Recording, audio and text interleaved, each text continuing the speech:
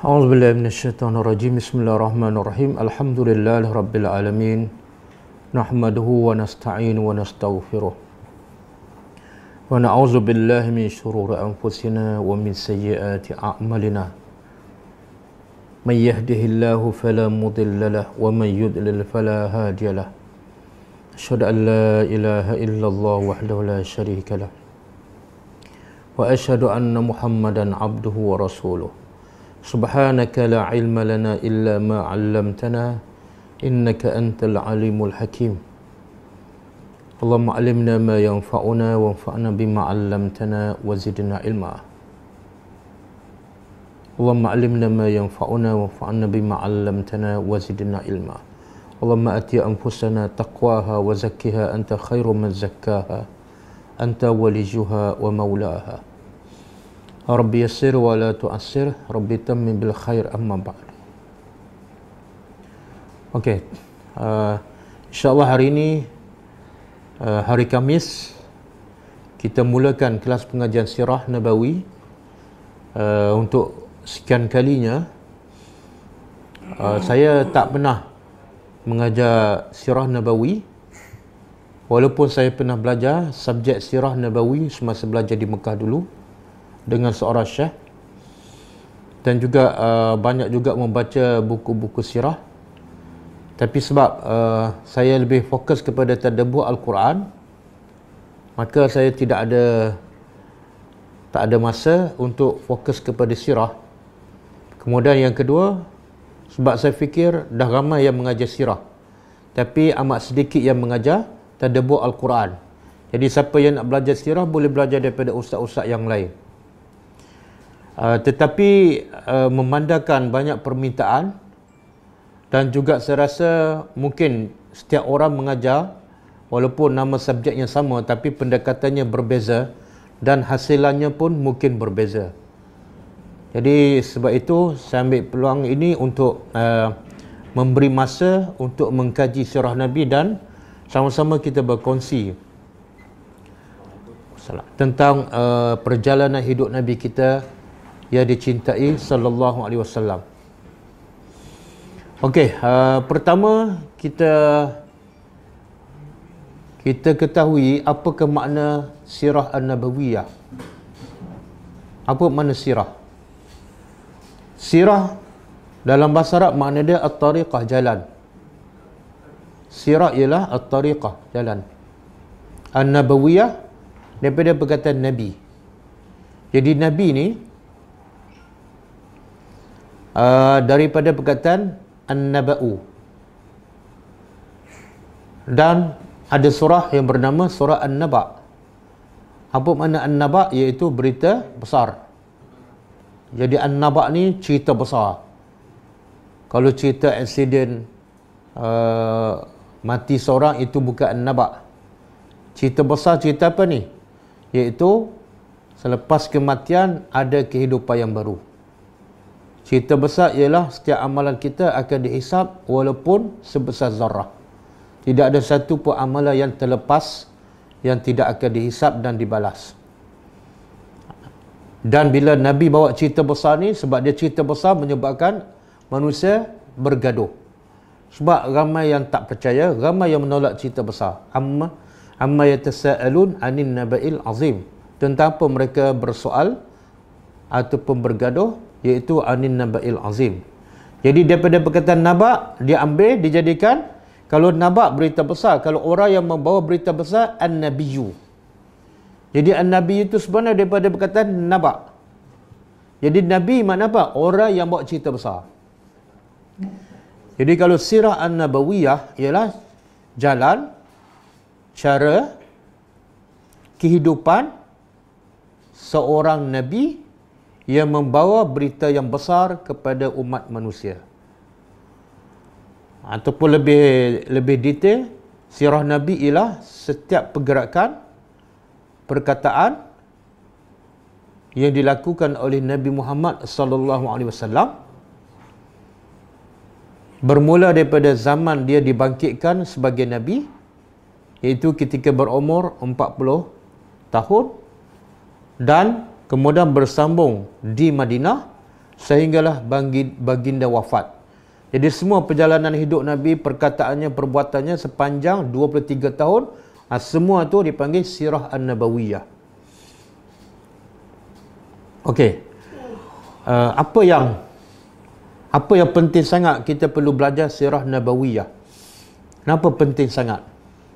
Bahkan kata Zainal Abidin Ali bin Husain, dia kata kunna nu'allimu sirah an-nabawiyah kama nu'allimu as-surah min suwari al-Quran.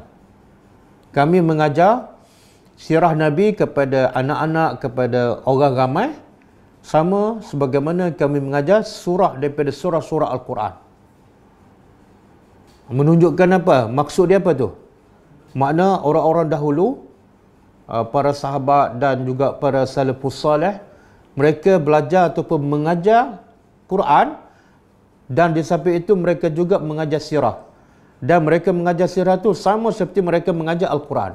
Seolah Quran dengan sirah tu sama-sama naik. Kenapa? Sebab Al-Quran, sirah Nabi adalah, kalau Quran tu dia lebih kepada teori ataupun kaedah. Tapi cara pelaksanaannya mungkin ramai orang tak faham. Maka sebab itu pentingnya kita belajar sirah Nabi. Sebab sirah Nabi itu sebenarnya ialah gambaran bagaimana cara kita nak melaksanakan perintah Allah dalam Quran. Kalau Allah perintah solat dalam Al-Quran, kita tak tahu cara nak solat, bila, berapa rakaat, cara rukuk, cara sujud, cara berwuduk. Maka perlu kita belajar sirah Nabi. Sirah Nabi menggambarkan cara untuk solat sebagaimana yang diperintah oleh Allah Subhanahu Wa Taala.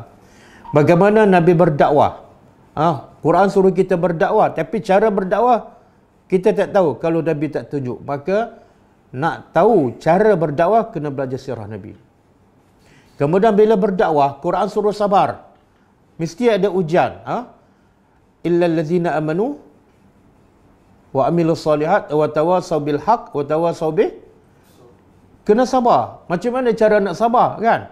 Maka Nabi adalah gambaran, cerita Nabi itu menggambarkan, menunjukkan bagaimana cara kita nak sabar. Bagaimana nak bergaul dengan keluarga, mendidik anak-anak.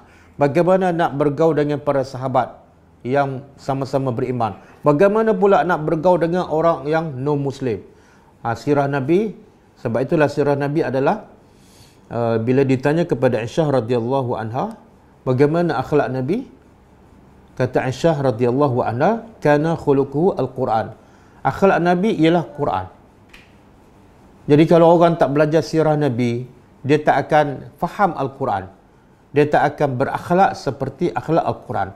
Sebab cara berakhlak dengan akhlak Al-Quran ialah melalui kita belajar sirah Nabi sallallahu alaihi wasallam. Dan juga penting kita belajar sirah Nabi. Saya bagi analogi lah, kan.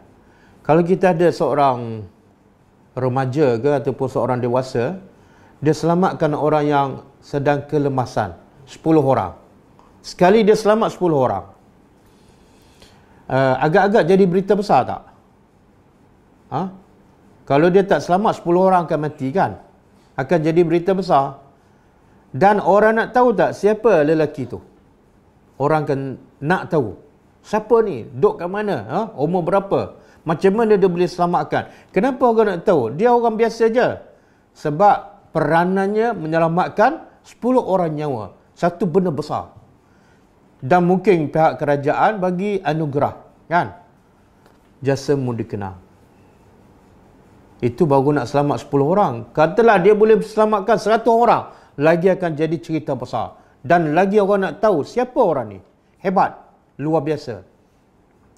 Maka kalau yang selamat 100 orang, kita nak tahu sejarah hidup dia, siapa, berapa umur, macam mana latar belakang dia. Kalau itu pun kita nak tahu, hanya dia selamatkan orang daripada lemas, daripada kematian sahaja. Maka Nabi ni bukan nak selamat orang daripada kematian, tapi nak selamat manusia daripada dibakar dalam neraka. Dan bukan seorang, bukan 100 orang, bukan 1000 orang. Nabi nak selamatkan semua.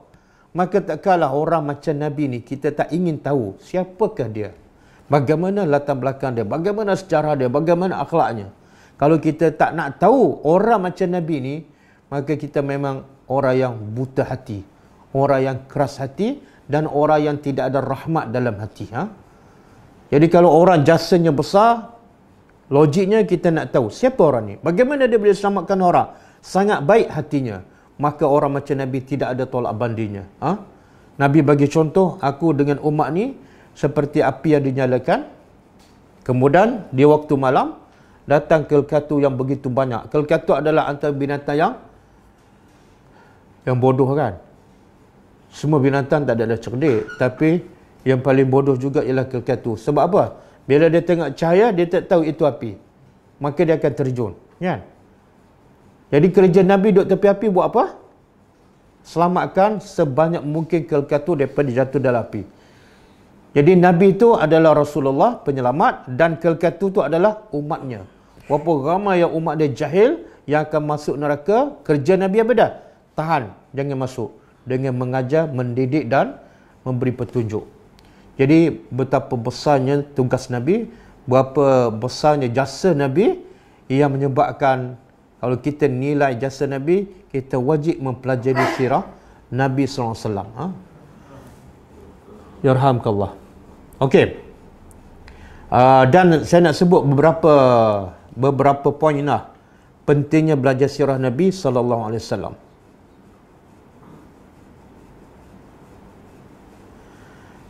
Pertama, pentingnya belajar sirah Nabi sallallahu alaihi wasallam iaitu untuk kita belajar cara hidup Nabi yang sahih.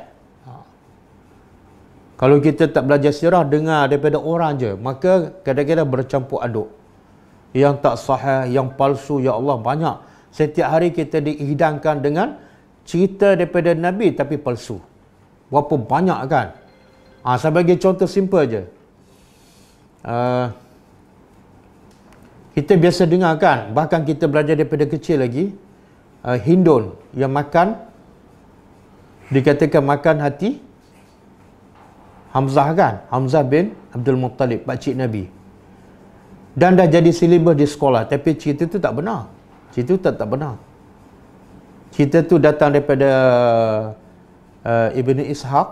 Ibn Ishaq ni tabi'in, dan dia tabi'in, dia tak jumpa sahabat. Tiba-tiba dia boleh cerita yang dia tak jumpa sahabat, dan dia tak ada pun dalam peperangan Uhud. Jadi dari mana dia dapat cerita tu? Cerita tu terputus, maknanya cerita tu tak benar. Kita juga biasa dengarkan cerita apa ni? Nabi dengan seorang buta, kan, orang Yahudi yang selalu mencela Nabi. Tapi Nabi bagi makan kan. Ni cerita ni dihidangkan hampir setiap hari, bahkan di TV kan. Kononnya nak tunjuk ni Nabi berakhlak mulia. Jadi orang Yahudi ni buta, tapi dalam masa sama dia kutuk Nabi. Tapi walaupun Nabi dikutuk, Nabi bagi dia makan.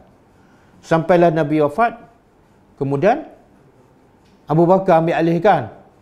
Bila Abu Bakar yang bagi makan, wanita Yahudi ni rasa lain. Cara Abu Bakar bagi makan tak sama dengan Nabi. Lalu wanita ni tanya, kamu ni siapa? Abu Bakar kata, aku adalah Abu Bakar. Kenapa aku rasa lain dengan orang yang selalu bagi makan sebelum ni? Ya, lain sebab yang bagi makan kamu sebelum ni ialah Rasulullah.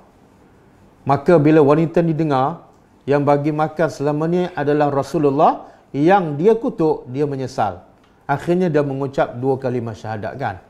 Ramai orang menangis dengar cerita ni, tapi cerita ni cerita palsu kan. Apa ni? Cerita Ukasyah kan, yang minta kisah kepada Nabi sebelum Nabi wafat, pun cerita palsu. Ini terbaru, cerita terbaru apa dah? Semua orang dengar, disiarkan di TV, mungkin ratusan ribu yang dengar cerita ni dan percaya. Apa dia? Nabi naik masa Isra dan Mi'raj pakai capal kan. Dan capal yang Nabi pakai tu sampai ke langit tu. Sehingga dia kata capal tu lebih mulia daripada kita dan lebih mulia daripada mak bapak. Sebab capal tu sampai ke langit. Cerita tu palsu kan. Sampai hari ni dia tak menafikan. Tengok sebab apa tu? Sebab tak belajar sirah. Kalau kita belajar sirah daripada hadis yang sahih, insya-Allah kita tahu yang mana sahih, yang mana palsu. Jadi insya-Allah poin pertama pentingnya kita belajar sirah ialah supaya kita dapat tahu mana yang sahih, mana yang tak sahih. Yang kedua, kita belajar sirah untuk kita mengikuti sunnah Nabi. Bagaimana akhlak Nabi dengan isteri, dengan orang Badui, dengan sahabat yang dah lama masuk Islam. Bagaimana akhlak Nabi dengan orang Yahudi kan. Bagaimana Nabi sabar ketika berdakwah. Jadi kalau kita tak tahu sirah Nabi, kita tak akan mampu berdakwah ataupun tak mampu bertahan lama dalam berdakwah. Okey, itu yang kedua, supaya kita dapat ikut cara hidup Nabi, akhlak Nabi. Yang ketiga, bila kita belajar sirah Nabi, kita akan semakin rasa kebesaran Islam, kehebatan Islam. Dan yang lagi besar ialah kehebatan Allah. Macam mana kita belajar sirah Nabi? Kita semakin tahu kehebatan Islam. Apa kaitannya?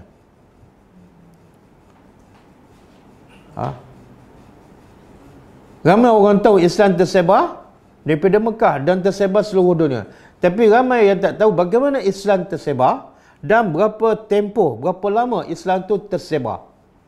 Kan? Ramai orang tak tahu kalau dia tak belajar sirah. Tapi bila dia belajar sirah, oh, rupa-rupanya Islam disebar oleh Nabi daripada zero, kosong. Mekah semuanya penuh dengan berhala 360 dan seorang pun tak beriman.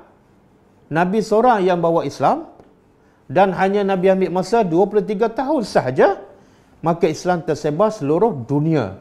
Baru kita nampak, ya Allah, hebatnya Islam. Kalau betul cara, sebenarnya Islam boleh tersebar tanpa memerlukan masa yang lama. Tapi kalau kita tengok Islam tersebar ambil masa 150 tahun, kita tak rasa kehebatan Islam.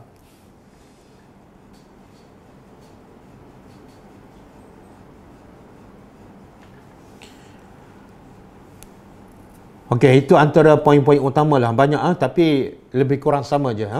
Saya sebut poin utama. Berapa semua tadi? 3 kan?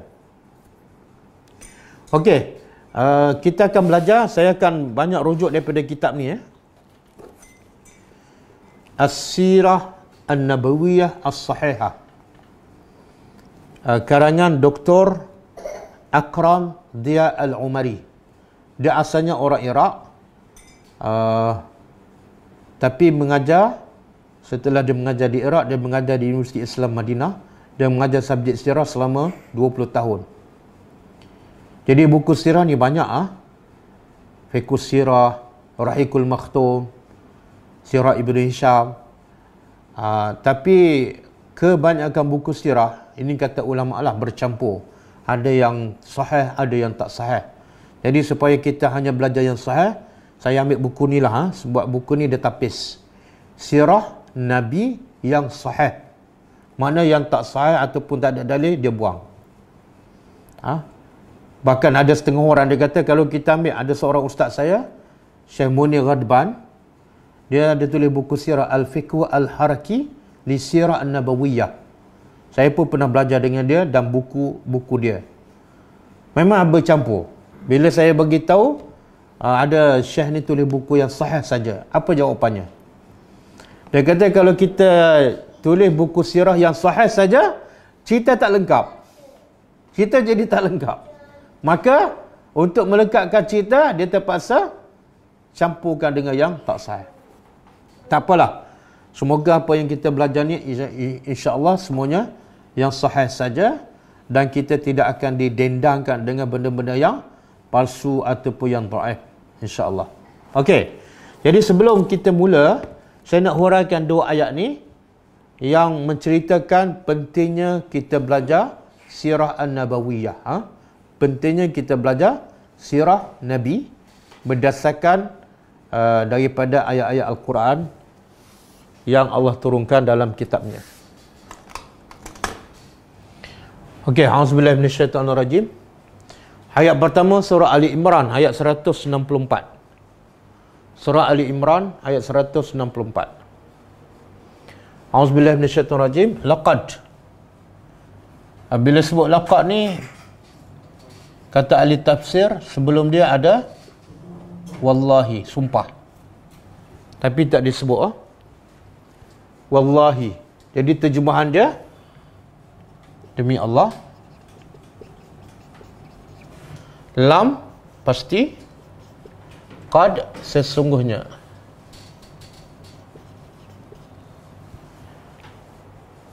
Demi Allah pasti sesungguhnya. Jadi berapa huruf penegasan? 3 kan? Satu wallahi, tapi tak disebut. Yang kedua lam, yang ketiga qad. Jadi bila Allah sebut 3 huruf penegasan, apa maksudnya? Mana yang Allah nak begitu selepas tu benda tu besar dan penting. Makna kalau ayat yang tak ada laqab tu kita wajib faham. Tapi kalau ayat ada laqab lagi wajib kita faham. Apa dia besar sangat ni sampai Allah bersumpah. Mannallah. Manna apa dia? Kita biasa dengar tak? Manna dan salwa. Al-manna was-salwa kan? Al-manna was-salwa ni, ini isim. Ini isim. Tapi yang ni fi'lun. Jadi bunyi nampak macam sama. Makna pun memang asalnya sama. Al-manna daripada perkataan manna. Cuma beza. Yang ni fi'il, perbuatan. Yang ni isim. Okey, yang kita biasa dengar al-manna dan salwa kan? Okey, apa makna al-manna? Makanan ataupun manisan. Tapi perkataan manna tu sebenarnya apa dah? Anugerah. Kenapa manisan tu dipanggil manna? Sebab dia anugerah daripada Allah. Bila sebut manna ni, Allah bagi percuma. Tanpa susah, tanpa penat. Kan manna dan salwa Allah turun daripada langit kan? Jadi manna, makna asal ialah anugerah. Jadi di sini makna apa? Sesungguhnya telah dianugerahkan oleh Allah. Jadi kalau manusia anugerah hadiah pada seseorang, mana orang tu hebat tak? Hebat. Dan anugerah pun mesti mesti hebat lah. Kalau orang tu hebat, bagi anugerah RM10. Tak sesuai dengan orang yang hebat. Okey. Jadi Allah telah menganugerah. Apa dia? Mesti anugerah tu hebat. Sebab yang memberinya Allah. Dan anugerah yang diberi mesti kepada orang yang hebat juga. Betul? Yang memberi mesti hebat, anugerah itu sendiri hebat, dan yang diberi itu mesti hebat. Okey, Allah telah memberi anugerah ke atas siapa? Orang-orang beriman.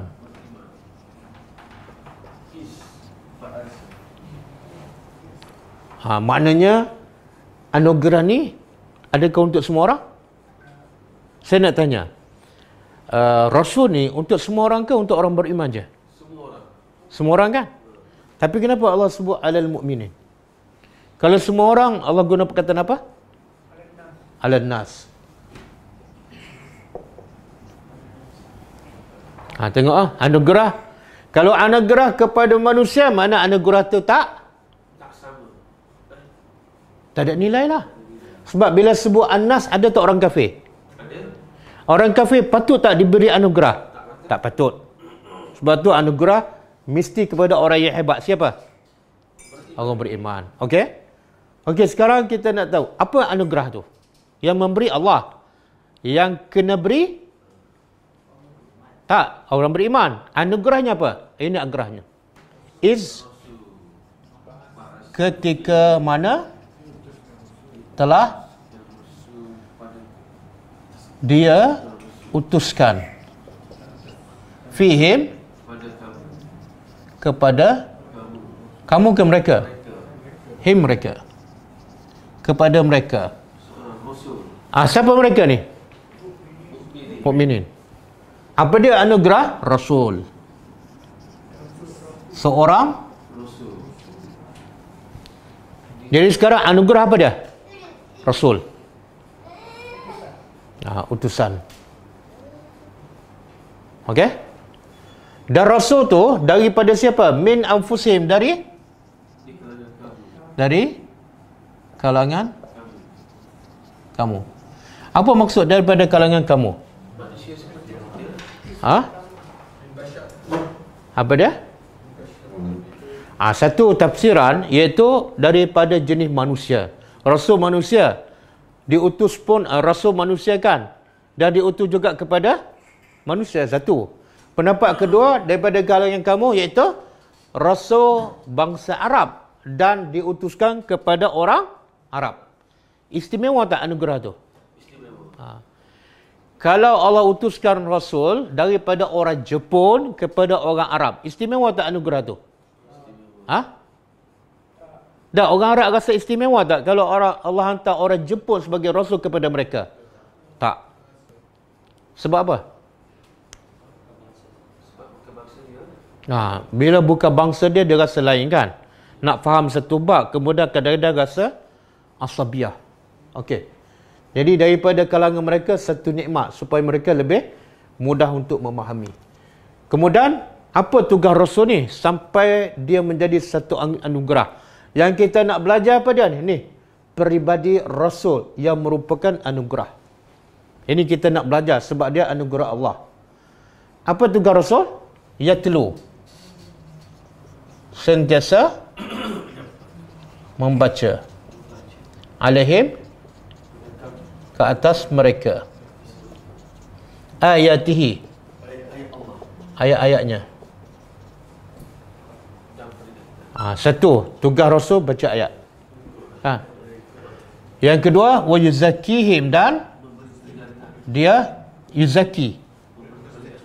Bukan, kalau bagi peringatan tazkirah, yatazakkaru, menyucikan.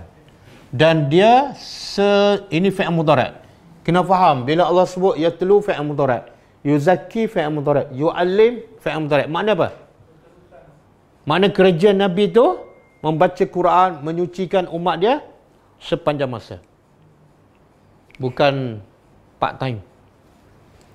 Dia mensucikan mereka. Kemudian wa yu'allimhum, dia mengajar mereka. Apa subjeknya? Subjeknya ialah Alkitab, Al-Quran. Wal hikmah, dan hikmah apa dia? As-sunnah. Kata Imam Syafi'i, kalau Al-Hikmah disebut dalam Quran selepas Alkitab, maka dia bermakna sunnah. Itu satu pendapat. Yang kedua, Al-Hikmah ialah, maksud dia ialah apa saja hikmah-hikmah yang ada dalam Al-Quran. Setiap ayat ada hikmah tak? Ada orang baca Quran, tahu ayat, tapi tak tahu apa hikmah. Mana dia dapat satu je, hikmah tak dapat. Macam orang Melayu baca Yasin kan, 20 tahun. Kita tanya, apa hikmah baca Yasin?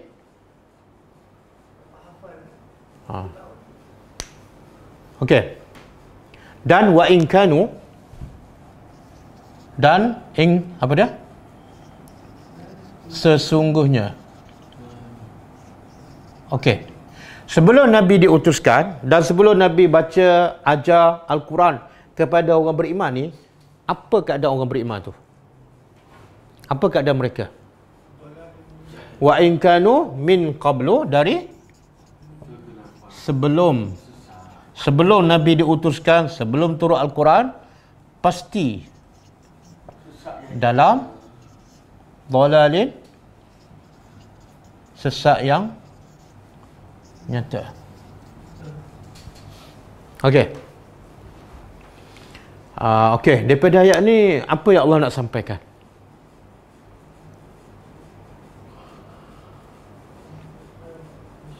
Ya? Kita nak belajar sirah kan? Kenapa nak belajar sirah? Ayat ni menjawab. Sebab sirah Nabi itu adalah anugerah. Makna benda yang paling mahal, bernilai. Untuk siapa? Orang beriman. Jadi kalau kita mengaku orang beriman, kita kena belajar sirah Nabi. Sebab dia adalah manna. Jadi antara Allah bagi manna dan salwa kepada Bani Israel, dengan Allah manna Al-Quran dan Rasul kepada umat dia, yang mana lebih mahal? Ha? Al-Quran. Ha.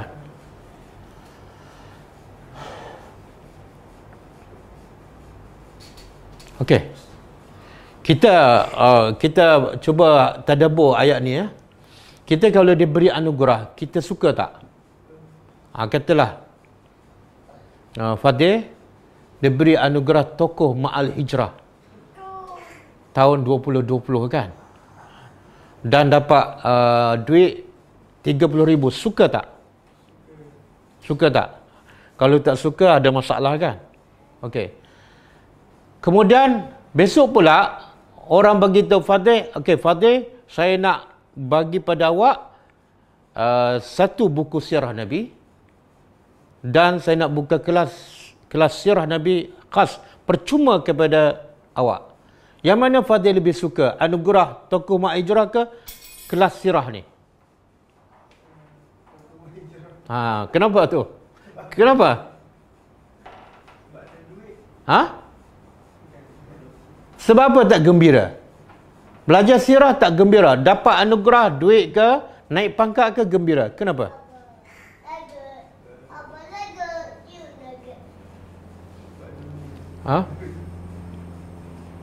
Ada jawapan tak? Jawapannya ada dalam ayat ni. Berapa ramai yang kadang-kadang belajar sirah tak gembira? Ada juga beberapa orang pelajar saya, dia cerita pada saya, dah belajar sirah Rahikul Maktum dah habis dah lama. Tapi tanya tu, tak tahu, tanya ni, mana dia tak gembira? Soalannya, kenapa tak gembira? Yang tak belajar, dah tentu tak gembira, kan? Sebab tu dia tak nak belajar. Yang belajar pun rasa macam tak ada apa.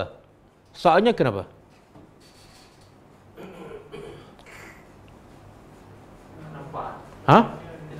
Jawapan ada dalam ayat ni.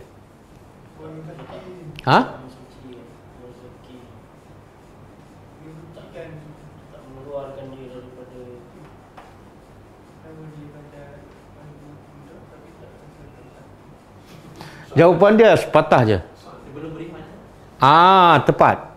Sebab Allah kata anugerah ni khas untuk orang yang, jadi yang akan gembira ialah orang yang beriman sahaja.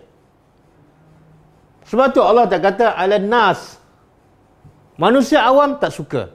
Yang beriman siapa? Yang suka gembira siapa dah? Yang betul-betul rasa ini anugerah yang besar. Orang beriman je. Alal mu'minin. Macam mana dia boleh jadi beriman? Ni. Bila dia baca Al-Quran, dia tadabbur, yu'alim, kemudian hasil daripada tadabbur membersihkan jiwanya, maka dia akan gembira dengan Rasulullah SAW. Boleh faham? Dan saya nak ulang, siapa tak gembira belajar sirah, dia belum beriman. Mana mungkin Allah kata anugerah besar, kamu tak gembira? Mana kamu belum beriman. Sebab Allah kata anugerah untuk orang beriman. Kan? Ada orang gembira jual buku sirah tapi tak belajar, pun ada masalah juga. Kan? Makna dia belum beriman. Okey, satu. Kalau kita tak gembira, kita belum beriman. Yang kedua, anugerah Rasul. Rasul ni anugerah. Tapi ada sesuatu yang dikembarkan bersama Rasul sehingga dia menjadi anugerah yang hebat. Apa dia? Ni Al-Quran. Jadi Rasul dengan Al-Quran barulah menjadi minnah. Al-minnatu al-kubra. Al-minnatu, minnah mana?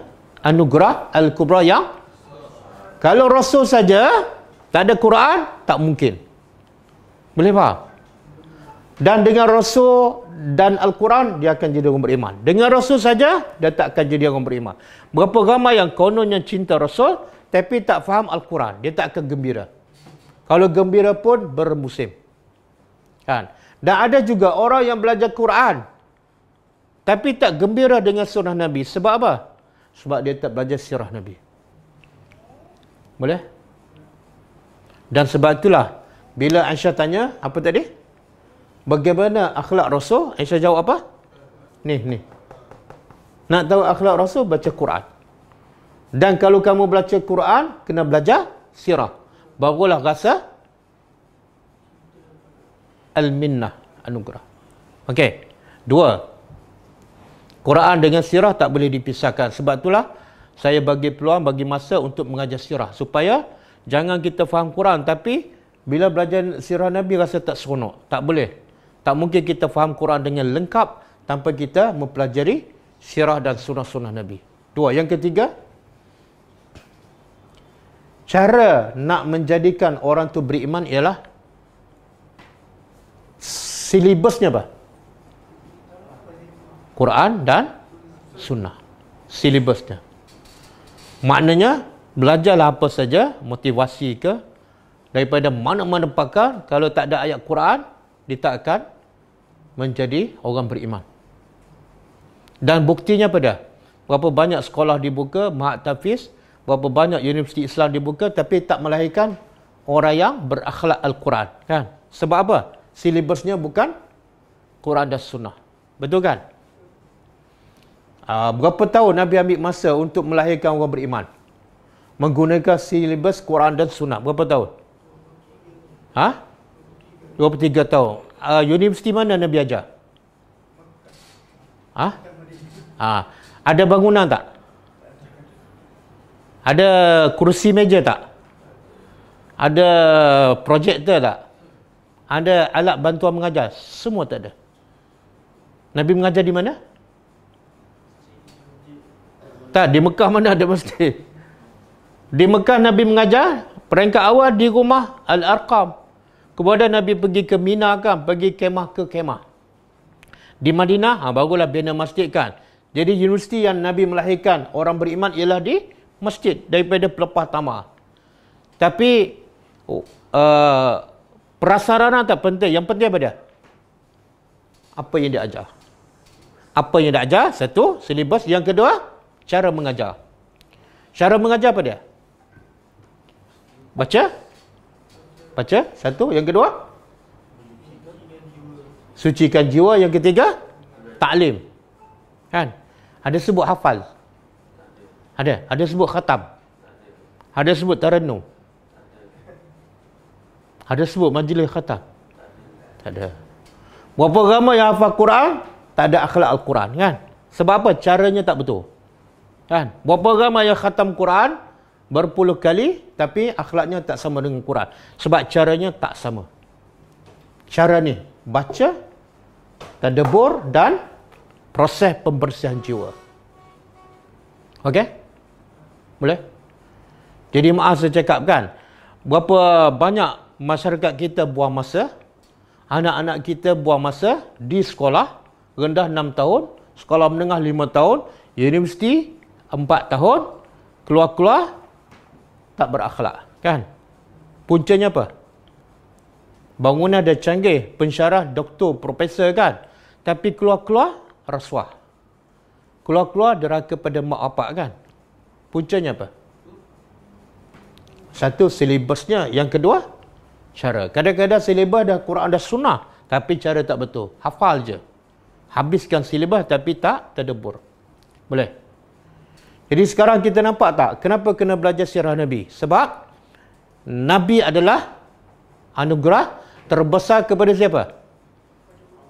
Orang beriman. Dan kalau kita orang beriman, kita kena sangat gembira untuk belajar sirah Nabi sebab dia anugerah kepada kita. Okey.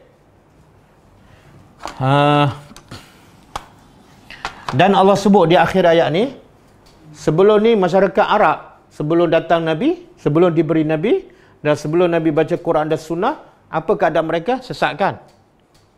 Sesat kan? Jadi berjaya tak dalam masa 23 tahun Nabi keluarkan masyarakat yang sesat, mubin, menjadi mukminin. Berjaya tak? Berjaya. Bila kena silibus, kena cara, jadi. Tapi bila tak betul, silibus dan caranya, 50 tahun pun tak boleh keluar orang beriman.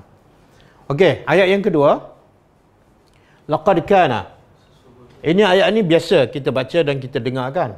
Laqad sama, pasti sesungguhnya. Kana adalah lakum bagi kamu fi Rasulillah.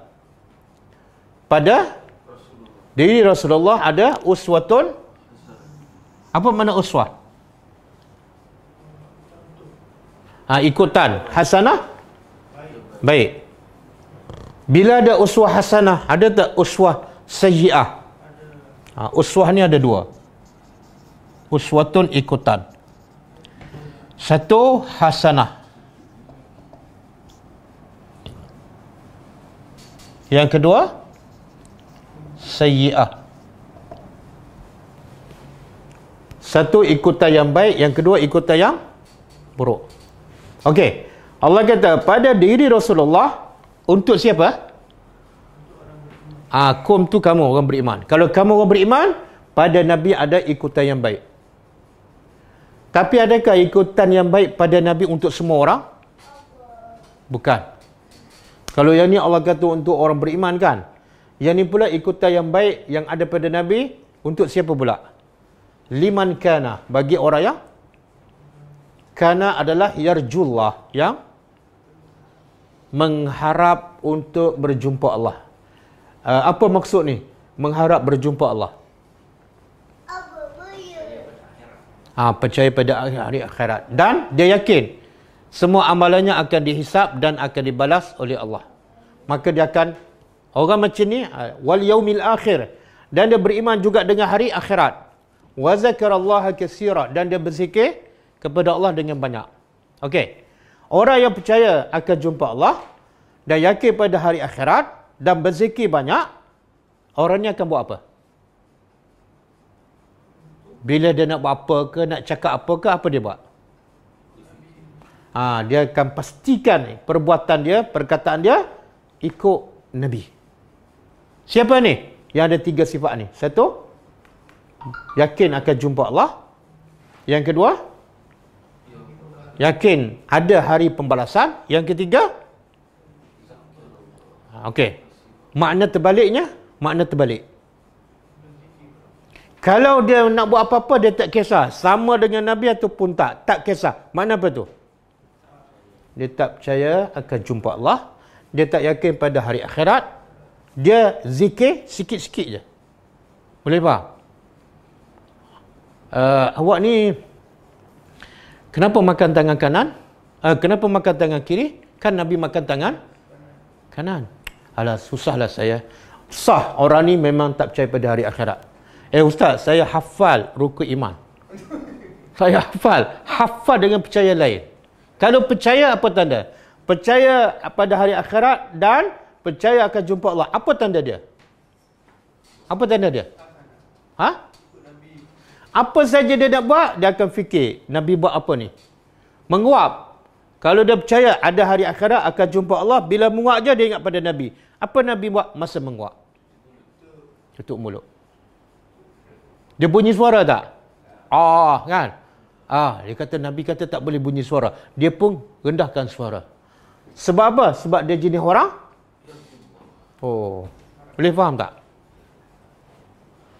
Berapa ramai yang solat, berapa ramai yang puasa, tapi ikutan dia bukan Nabi. Ikutan dia, guru dia. Dia bukan jenis orang percaya pada Allah. Bukan percaya pada hari akhirat. Boleh faham? Okey, ini ikutan yang baik kan? Siapa yang kata pada Nabi ada ikutan yang baik? Allah. Okey, kalau dia tak ikut, apa makna? Tak baik. Tak baik. Dia tak percaya pada Tuhan. Dia sembah Allah, tapi dia sembah Allah yang dia tak percaya. Apa? Solat dia tak ikut Nabi. Sedangkan Allah kata ikutan terbaik Nabi, tapi dia tak ikut. Sebenarnya dia tak percaya pada Allah. Allah sendiri mengatakan, berapa ramai kan? Cara solat, cara berzikir, cara buat haji, bukan Nabi ikutan dia. Ikutan dia ialah guru dia, syekh dia, orang ramai. Dia tak percaya pada Allah. Okey.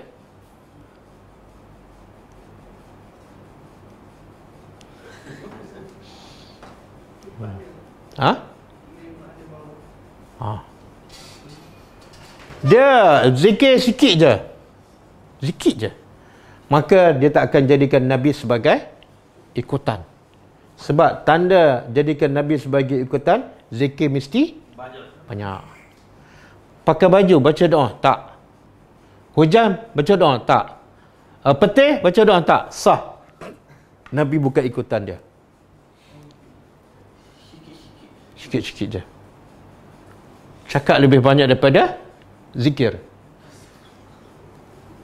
Okey. Jadi ini ikutan yang baik kan?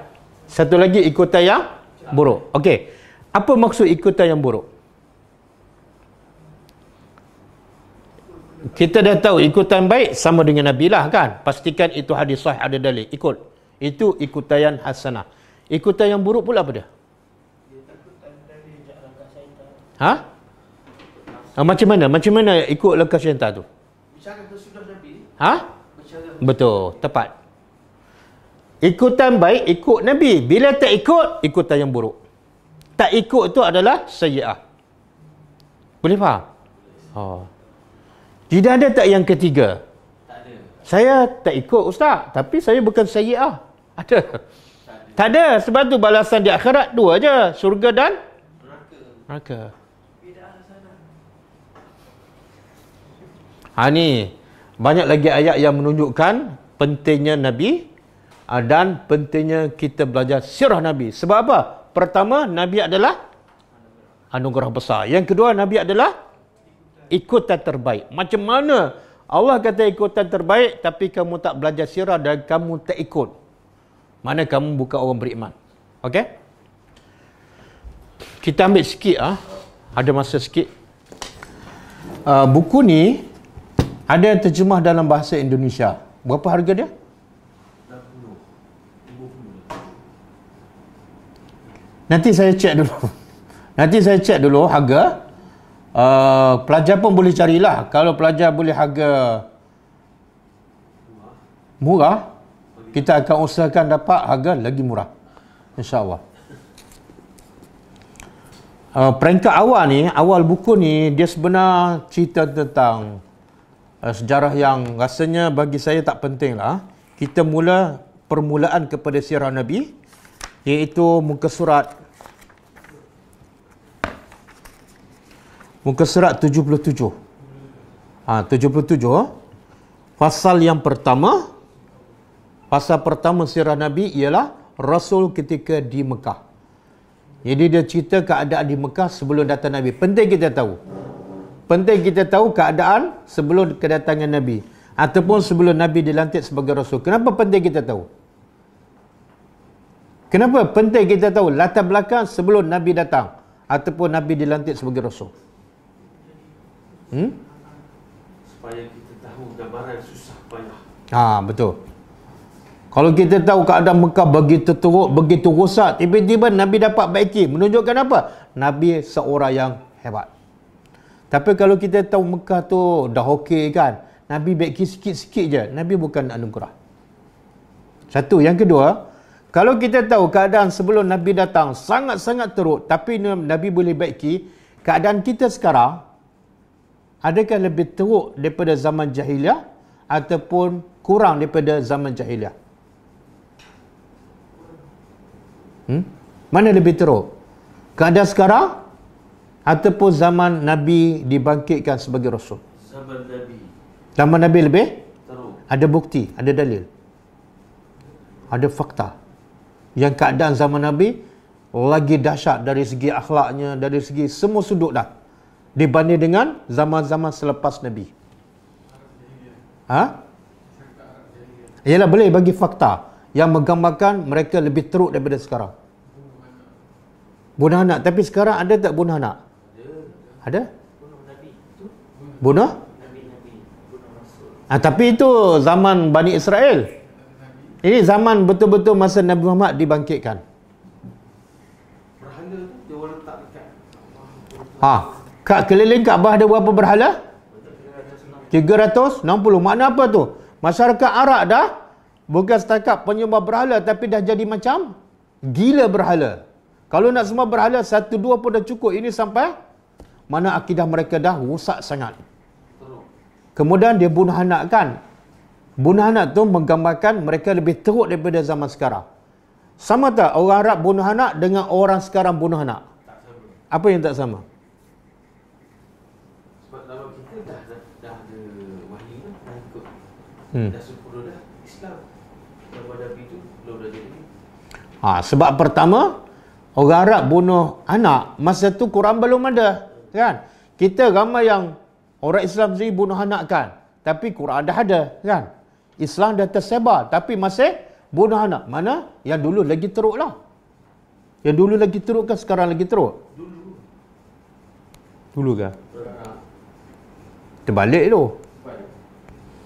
Kalau hujah yang tak tu, sekarang lebih teruk kan? Dah ada Quran pun masih? Tak, yang dulu lagi teruk. Sebab apa? Dulu, yang bunuh anak siapa dia?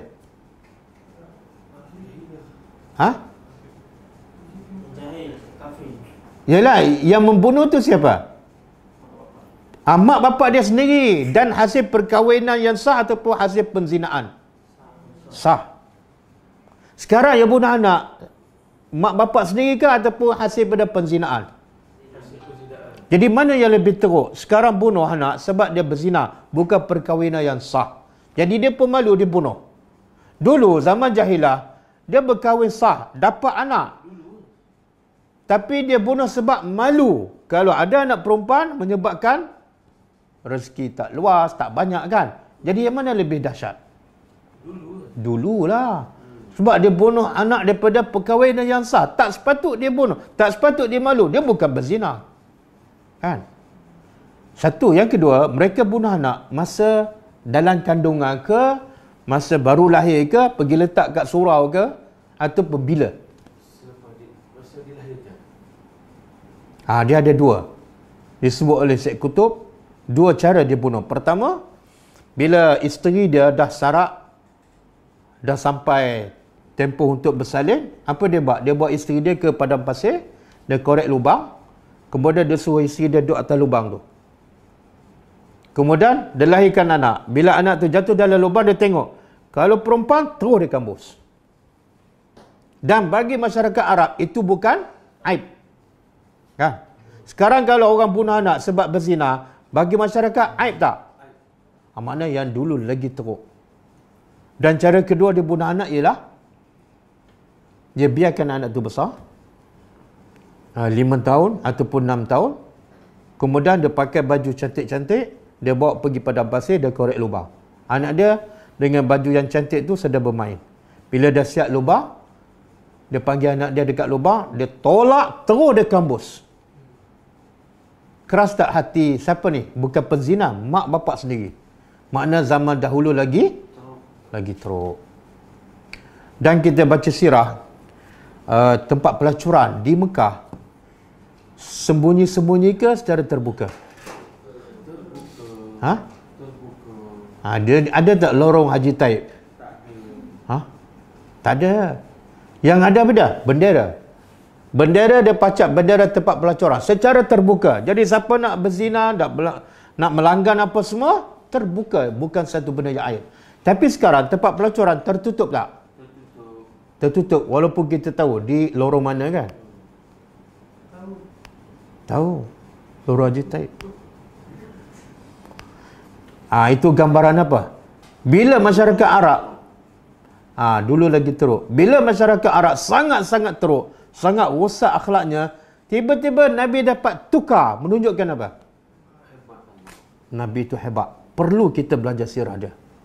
Yang kedua, kalau zaman Nabi yang paling teruk pun boleh dibaiki dengan Al-Quran, zaman kita tak seteruk sana, maka boleh tak kita baiki? Boleh. Tapi kenapa tak terbaiki juga walaupun dah lebih 23 tahun? Cara salah. Itulah penting kita belajar sirah. Jadi salah orang mengatakan keadaan kita dah teruk dah, tak boleh buat apa. Ini orang tak faham sirah. Orang tak faham Quran. Okey? Masa dah habis ke? Jadi tak apalah, masa dah habis. Jadi buku ni kita baca minggu depan, insya-Allah. Dan insya-Allah minggu depan mungkin setiap pelajar dah ada buku lah. Buku terjemahan. Tapi bahasa Indon lah. Bahasa Indon. Saya akan cuba carikan dulu buku. Kalau dapat harga yang paling murah, lebih murah daripada pelajar, kita akan tolong cari dan kita akan jual. Pelajar boleh bagi nama lah. Siapa tak boleh sampai habis tu, cepat-cepat baca. Okey. Jadi cukup setakat ni. Ada soalan?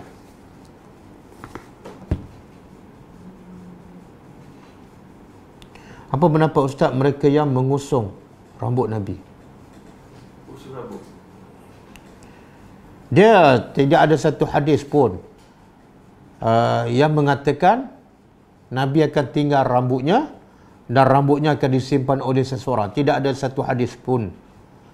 Jadi rambut yang disimpan, kononnya dia mendakwa rambut Nabi ke, pedang Nabi ke. Kata ulama, semua orang boleh mendakwa.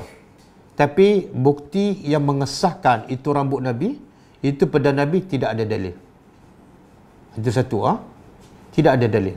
Yang kedua, tidak ada, kalau kita simpan rambut Nabi, tidak ada kelebihan. Ulama sepakat rambut Nabi, bahkan badan Nabi, bahkan air kencing Nabi pun, darah Nabi ada kelebihan. Tapi bila? Masa Nabi hidup. Bila Nabi dah wafat, kelebihan tu dah tak ada. Dah habis. Jadi kalau kita mendakwa apa-apa yang kononnya daripada Nabi dan ada kelebihan, bawa dalil. Bawa dalil. Kemudian yang ketiga, tak ada satu pun hadis yang menyebut ataupun menggalakkan umat Nabi supaya simpan anggota badan Nabi, rambut ke apa ke, tak ada satu dalil. Sebaliknya, begitu banyak dalil daripada Quran, daripada hadis yang memerintahkan supaya kita ikut sunnah Nabi, bukan simpan rambut Nabi, bukan simpan capal Nabi.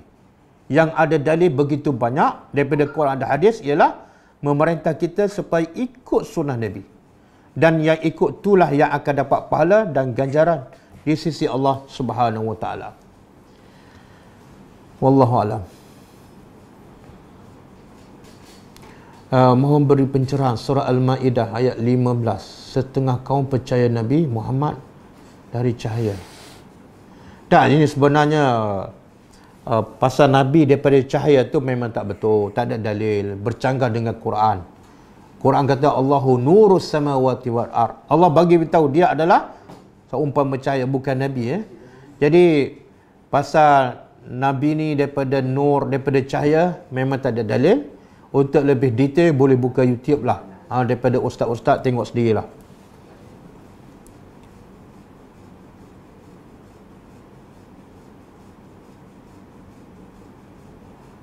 Apa nama penulis kitab? Dr. Akram Dia Al-Umari. Dr. Akram Dia Al-Umari. Muka surat yang bahasa Arab dan bahasa Melayu saya dah hantar. Saya post melalui grup Telegram. Murid online boleh kirim beli buku sirah. Boleh. InsyaAllah boleh. Bagi nama. Saya nak tengok harga pelajar dapat berapa. Kalau kita dapat harga sama dengan pelajar, pelajar beli sendirilah. Tapi kalau kita boleh tawarkan harga lebih murah daripada yang pelajar dapat, boleh beli dengan kita.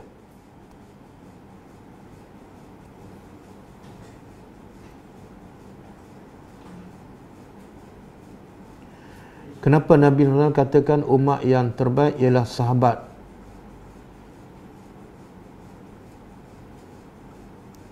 Dia kenapa Nabi mengatakan umat yang terbaik ialah sahabat, kemudian tabi'in, kemudian tabi'in kan, khairal qurun qarni summal ladzina yalunahum summal ladzina yalunahum.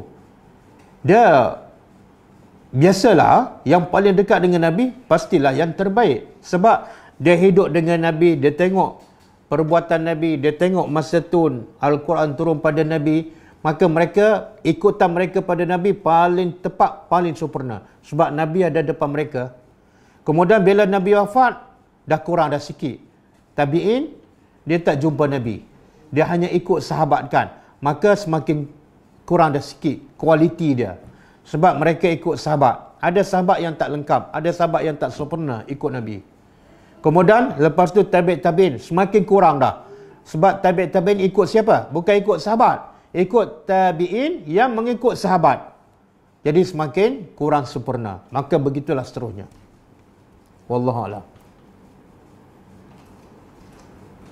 Ada beza tak kitab sirah silam dengan kitab sirah baru? Oh, apa maksud sirah silam? Sirah yang lama. Dia beza dia mungkin dari segi bahasa, pendekatan. Kalau kita baca kitab-kitab sirah yang lama, Maghazi Ibn Ishaq, Sirah Ibn Hisham, kita jadi pening. Sebab dia terlalu detail, kemudian dia sebut sanak-sanak. Jadi akhirnya kita tak faham apa-apa. Adapun kitab-kitab sirah yang baru ditapis, diolah dalam bahasa yang sesuai dengan semasa untuk kita lebih mudah memahami. Tapi jangan kita anggap buku sirah yang baru ni berbeza dengan sirah yang dulu. Sama je. Cuma cara pendekatan olahan bahasa supaya kita lebih mudah memahaminya. Benarkah kisah Umar membunuh anak? Tak benar. Itu tak sahih. Tidak ada dalil Umar membunuh anak.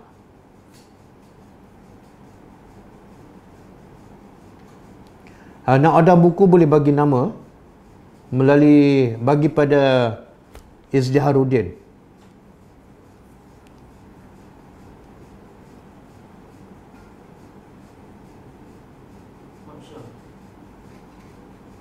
Kitab sirah kelengkapan tarikh. Boleh baca, boleh je, baca je. Tapi yang penting tengok sumbernya. Kalau sumbernya daripada hadis yang sahih, baca je, tak ada masalah. Perlukah sanad jika zikrullah yang kita amalkan adalah daripada? Tak perlu, tak perlu. Kalau hadis tu dah sahih, itulah sanadnya. Kadang-kadang dapat sanad daripada guru si fulan, guru pula dapat sanad. Tengok-tengok tak sahih, maka tak boleh pakai. Jadi ukuran dia bukan sanad, ukurannya sumber tu adalah sahih ataupun tak. Siapa yang mengatakan wajib ada sanad, bagi dalil. Bahkan Imam Syafi'i kata, kalau kamu jumpa hadis sahih, ambil. Imam Syafi'i tak pesan kalau jumpa hadis sahih dan ada sanad, ambil. Tak. Kalau jumpa hadis sahih, ambil. Sanad tu tidak wajib. Waktu Fir'aun, anak lelaki yang dibunuh, dan waktu Rasulullah anak perempuan dibunuh. Ya, betul lah. Sebab berbeza.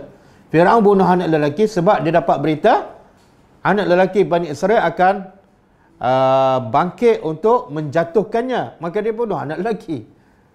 Adapun orang masyarakat jahilah bunuh anak perempuan sebab bagi mereka anak perempuan tak membantu mereka untuk dapat rezeki. Dan kalau berperang, anak perempuan tak boleh membantu juga mereka pertahankan bangsa mereka. Jadi sebab berbeza. Siapa khalaf? Adakah kita perlu ikut khalaf? Khalaf ni makna yang terkemudian. Salaf makna yang terdahulu. Salafah telah berlalu. Khalaf belakang. Jadi secara umumnya salah dan khalaf, kalau semuanya berpegang pada Quran dan hadis, tak ada masalah, peganglah. Jadi salaf tak penting, khalaf tak penting. Yang penting beda. Yang penting Nabi kata, kalau kamu pegang pada Quran dan hadis, kamu tak akan sesat selama-lamanya. Walaupun kamu daripada salaf ke khalaf ke, itu bukan isu. Yang isu ialah apa yang kita pegang. Boleh saya join grup tadabbur, grup Telegram? Boleh je.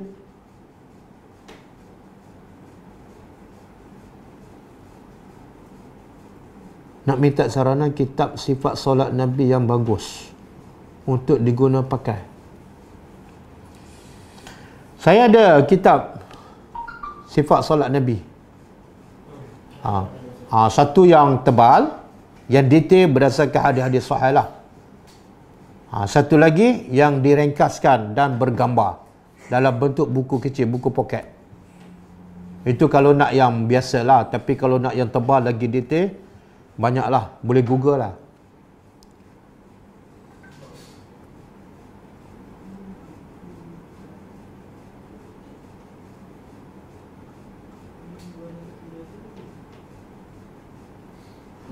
Ada biografi tentang kisah Nabi, tapi tidak ada satu pun tulis sallallahu alaihi wasallam. Tak sepatutlah. Bila sebut Rasulullah kena tulis sallallahu alaihi wasallam. Bahkan ada ulama mengatakan kalau kita tulis SAW pun tak boleh. Sebab sunnah Nabi berselawat, bukan SAW. Apatah lagi, selawat pun tak ada, SAW pun tak ada. Maka sepatutnya kita tak jadikan buku tu sebagai rujukan. Berselawat pada Nabi sebagai tanda hormat kepada Rasulullah. Okey, dah. Jadi kelas kita akan datang ialah besok, insya-Allah pukul 10.30. Kita sambung tadabbur surah Al-A'raf. InsyaAllah. Kita tutup dengan membaca tasbih kafarah. Subhanakallahumma wa bihamdika asyhadu an la ilaha illa anta astaghfiruka wa atubu ilaik. Assalamualaikum warahmatullahi wabarakatuh.